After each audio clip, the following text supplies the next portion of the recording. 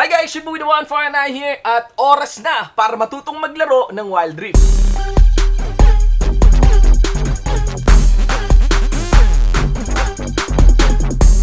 Anyway guys, welcome to our newest video and this is gonna be one of the many videos na guides na gagawin natin syempre para sa inyo.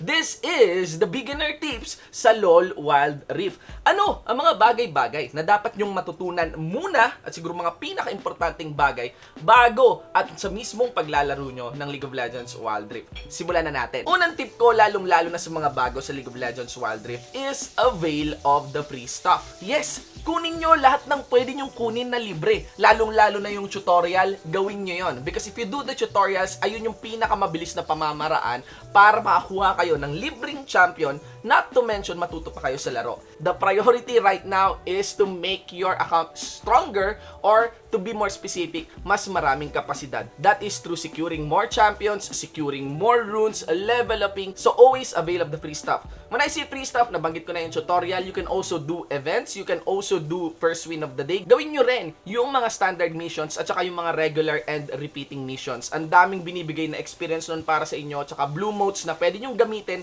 pang bili ng champions. Isa pang bagay, no, sakaling hindi nyo napapansin ay meron ding achievement system sa LOL Wild Rift. Napaka-importante nito because you can unlock limited edition aspects of the game at pangpalakas at pampaporma at pampapogi ng account mo because those are achievements nga eh. So para makita mga achievements, just tap onto your account at sa may bandang dulo, lower right ng screen natin ay merong achievements tab.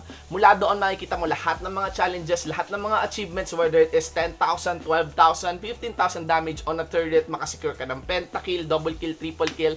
There are so many things to do and there are so many challenges na pinapakita at hinahamon ka agad sa'yo ng Wild Rift. Number 2, fix your settings. Isa sa mga pinaka-importanting bagay na kailangan nyong gawin is to fix your settings para optimal, no? Hindi lang basta maganda, hindi lang basta mabilis, kundi optimal ang paglalaro nyo ng Wild Rift. That is the keyword, optimal. Kung ako sa inyo, lalo pa kung first time nyo maglaro ng Wild Rift, after the tutorial, magkakaroon kayo ng isang actual game wherein you will be queued up with 4 real players. Ang mga kalaban nyo syempre ay AI. Kung ako sa inyo, wag nyo... wag nyo na laruin. Wag nyo na laruin yung game na yon. Sa totoo lang. As in, wag nyo na seryosohin na dapat ang taas ng kill ko dito. This is my first game sa Wild Rift. Dapat makapentakill ako dito. Dapat 2 digits yung KD ko. Dapat wala akong deaths. No!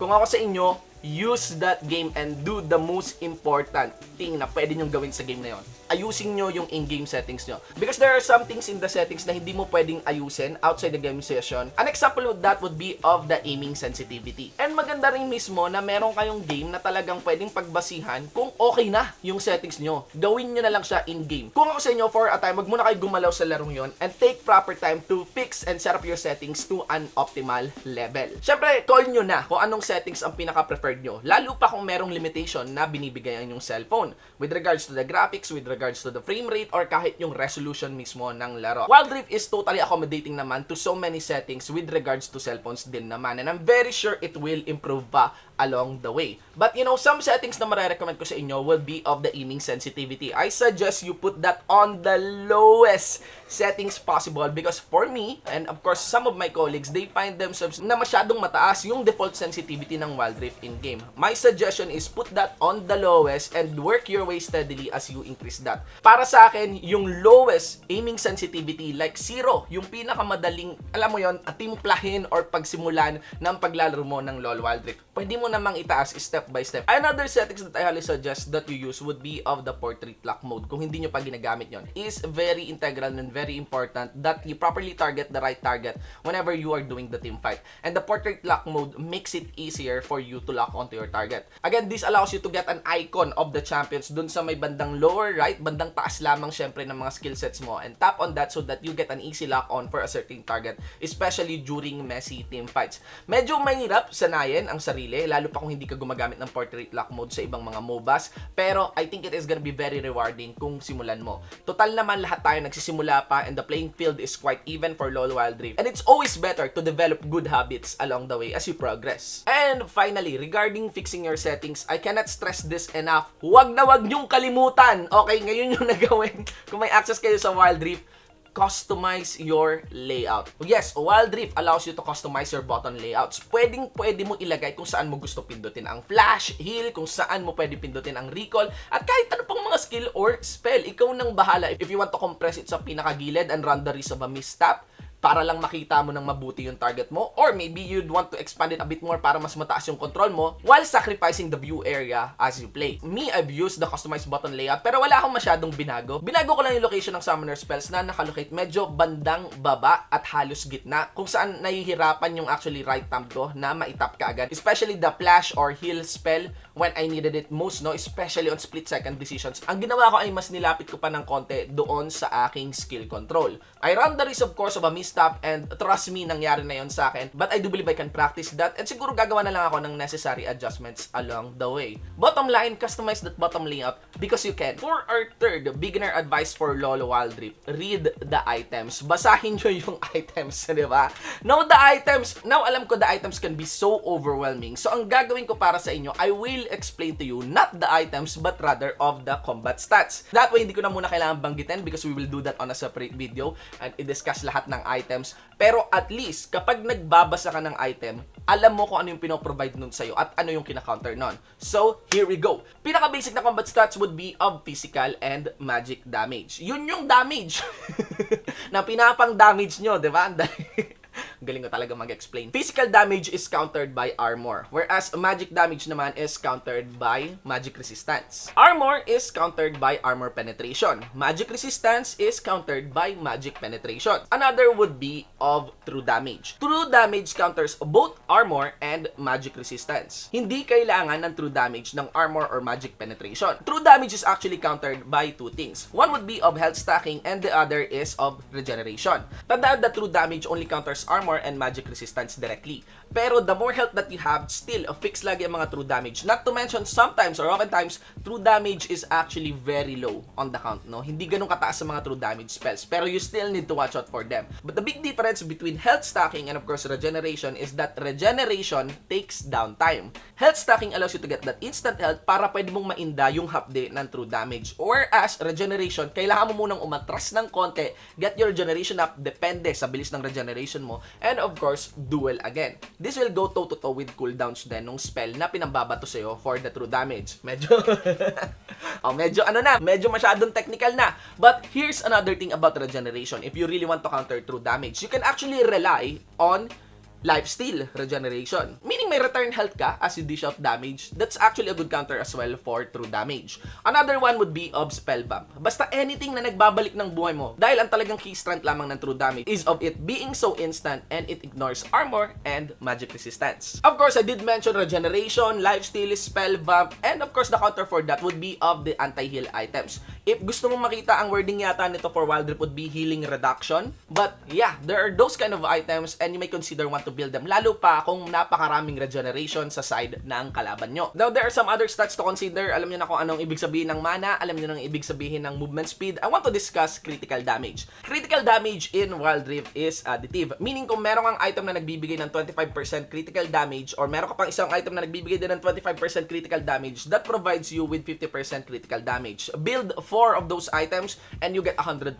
critical damage. That works. Laging nagkikrit yung atake mo sa Wild Rift. Although there is a nerf on the patch 0.5 ng Wild Rift na ginawa na, I think they're eyeing this critical damage talaga. But yeah, ang dali maintindihan ng critical damage sa Wild Rift. You may want to consider that into building your item loadout. And finally, the special effects of the item. Ayun yung para sa akin na kailangan nyo talagang basahin because that's what makes those item very unique. Napakaraming effects sa bawat item sa Wild Rift. Halos lahat ng final build items has a special effect onto it as you use them. Pero kung ako magbibigay ng priority sa aaralin nyo, what I would want to emphasize would be of the boots enchantment.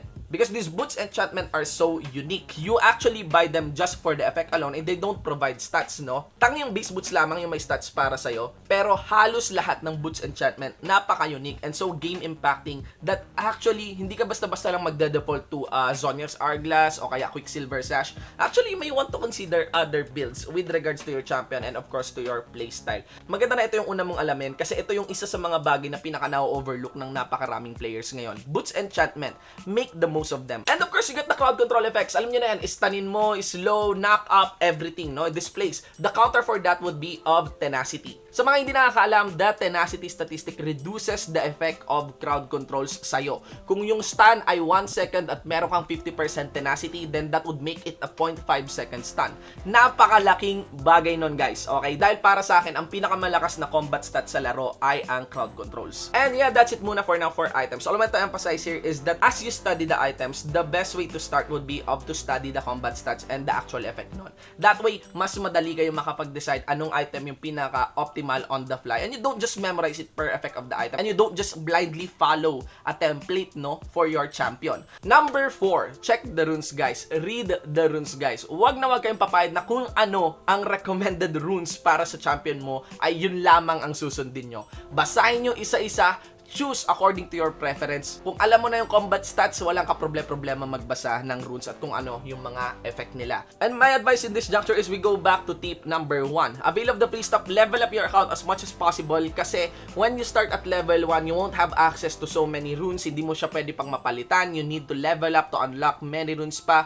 And yeah, the higher your level, the higher your options with regards to the runes. Mas flexible ka. Guys, napaka-game impacting ng runes, lalong-lalo na sa early game. And I really suggest that you take a read on them, check them out. I will create a separate video for them. But to give an idea, runes are kind of pre-game stats or parang enchantments or buff sa champion mo. Bago ka magsimula ng laro, ini-edit yun kasabay din ng summoner spells. They have a very specific impact. They have very specific conditions kung paano mo sila mati-trigger. And hindi lang sa champions nagbabarid yung laro, kundi dun sa runes na pinili mo for your champions. And that provides more chess game as you play Wild Rift. I find League of Legends and now Wild Rift to have very unique runes with very specific conditions. Kaya naman it would be so awesome if you have a good grasp of them kasi alam mo talaga kung ano yung pinakamaganda for your specific playstyle.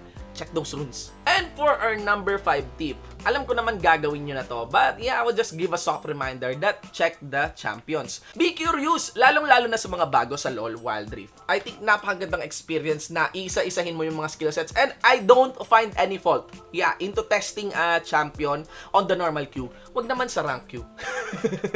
Lalo pa ano naman tayo nagsisimula pa lang naman yung Wild Rift. Nasa beta test pa lang naman. I think testing out champions or trying out champions in the normal queue is totally understandable at wag tayo mabadrip kung may gumagawa ng ganon. Dahil kung merong baguhan sa Wild Rift, lalo pa ang tagal na ng League of Legends, that certainly means good thing kasi mas lalo lang lumalaki yung Wild Rift community. But again guys, yeah, check those champions, check the skill sets, alamin nyo kaagad lahat ng bawat skills ng bawat champions. Alam nyo na yung basics ng champions, meron siyang 1, 2, 3 skills na an ultimate, but some champions would exceed 3 skills. Sometimes nagbabago-bago yung skill sets nila and there are so many unique mechanics pa for the champions. A champion also has a passive. You may want to take a read on that, alamin nyo, aralin nyo. And actually, there is a loadout menu for Wild Rift kung saan pwede mo silipin talaga yung full description ng champion, ano yung classification niya, ano yung skill sets niya, kasama rin yung skins, kasama rin yung 3D and 2D arts niya. O, diba? Ang lupet. And yeah, no, I'm considering kasi yung mga bagong-bago talaga sa Wild Rift to really explore onto that. We will have a separate champion discussion video, I promise you on that one. But I would want to leave you on this, no? As you study the champions, aside from learning the skill sets and everything, I would suggest that you try to learn ano yung role or recommended role for that champion. Not by in-game, but actually get it from outside sources, lalong-lalo na sa mga players or mga dating LoL players. Mas maganda na alam mo kung saang lane, anong role, anong playstyle meron yung champion na yon as your starting baseline, tapos you innovate from there. Like, you can try. Yeah, go. Walang problema. Ani jungle, kayo bahala. Huwag nyo ko sisihin huwag nyo ko ikot sa Ani jungle. Pero, kayo bahala. Ang request ko lang sana ay alamin nyo muna kung ano yung recommended, ano yung baseline ng bawat champion. Tapos, mag-innovate kayo. Because that is still important for any MOBA. And Wild Rift is no excuse. So, a quick mention lang ng mga roles dito. There is what we call the solo laner. Sa League of Legends, that's called top laner. Pero wala na kasing top or bottom dito. So again, we stick to that. Solo laner, we have the duo lane which is composed of the AD carry, usually a marksman, a long range marksman at kasama ang support. Another one would be of the mid laner. Depende na kung ano yung mid lane na yon. It could be an assassin, it could be a mage, it could be a backline mage, whatever. Basta mid laner. And finally, we got the jungler. Obviously, starts in the jungle and tries to gank the lanes, you know, in between. It tries to snowball that lane or impact that lane, you know. Para manalo yung team. And yeah, yun na muna yung baseline ng mga roles sa League of Legends. And I'm very sure na kung ano yung roles sa League of Legends, that is what is aimed to be put onto Wild Rift. So I would suggest start on that baseline. Take this word, start on that baseline. You can still innovate, pero I think maganda na meron kayong baseline bago kayo magsimula maglaro. Know your rules. Number 6 beginner tip para sa inyo, napaka-rewarding nito. Learn the map. And I wouldn't just say na alamin mo kung sino yung camp, ano yung Baron, ano yung Dragon, ano yung jungle camps. No. I really want to say to you, learn the map. If you can rotate, if you can even start on the jungler role, I think it is gonna be very rewarding kung alam mo ang mga sulok-sulok at tamang ikot ng map. I find some players, even me, na nauuntog.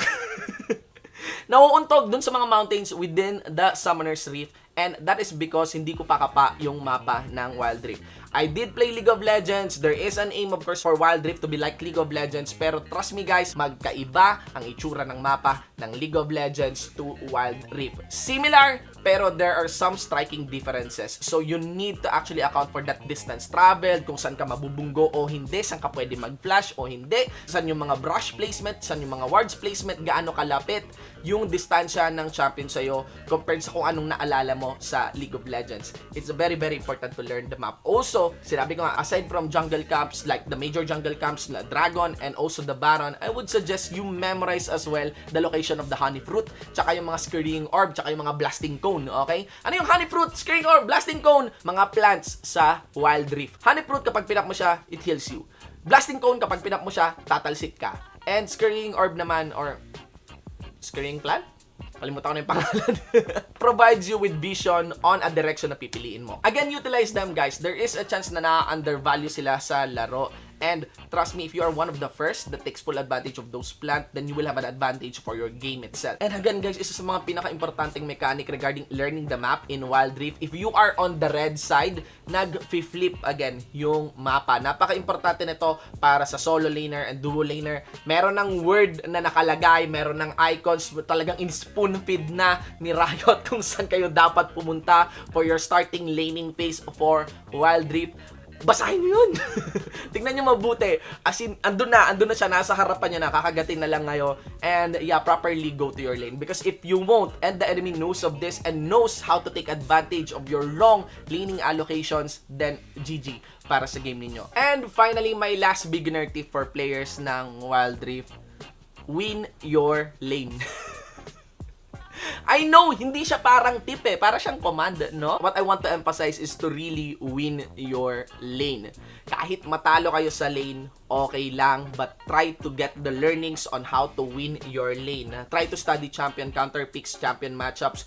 Try to study the distances within your lane, yung mga brushes nun, how the minions behave whenever you are dueling.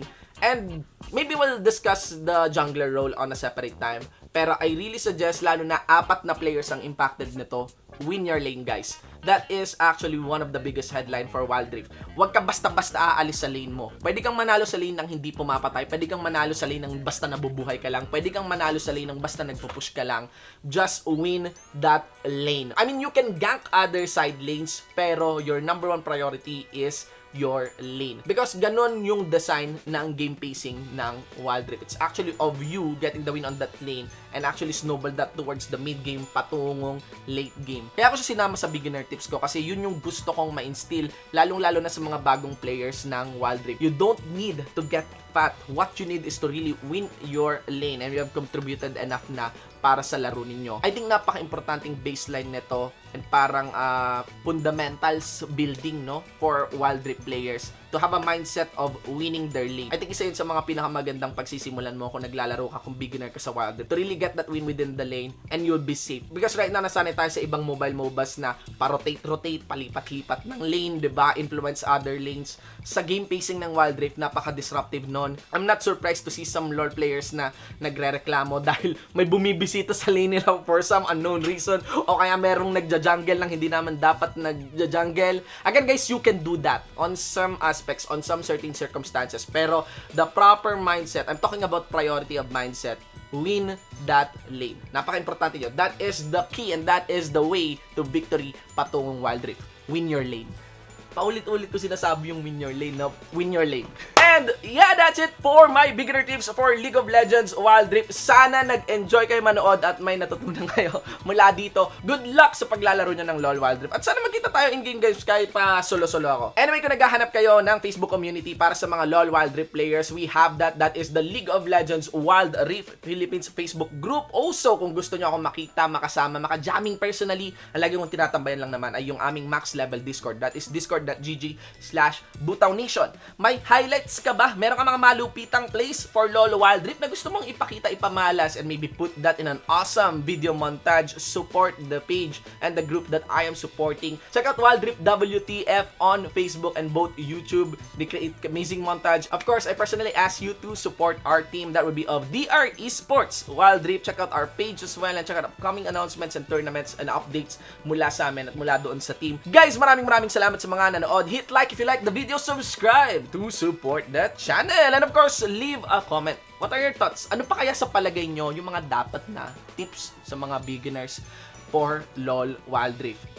Be kind ha! Huwag kayong masyadong harsh sa mga advice nyo guys. The idea here is to help each other out para mas matuto tayo at para mas lumupit lang lalo ang ating community. League of Legends Wild Rift should be the one for an eye. Always saying na lahat kayong gamers mabuhay!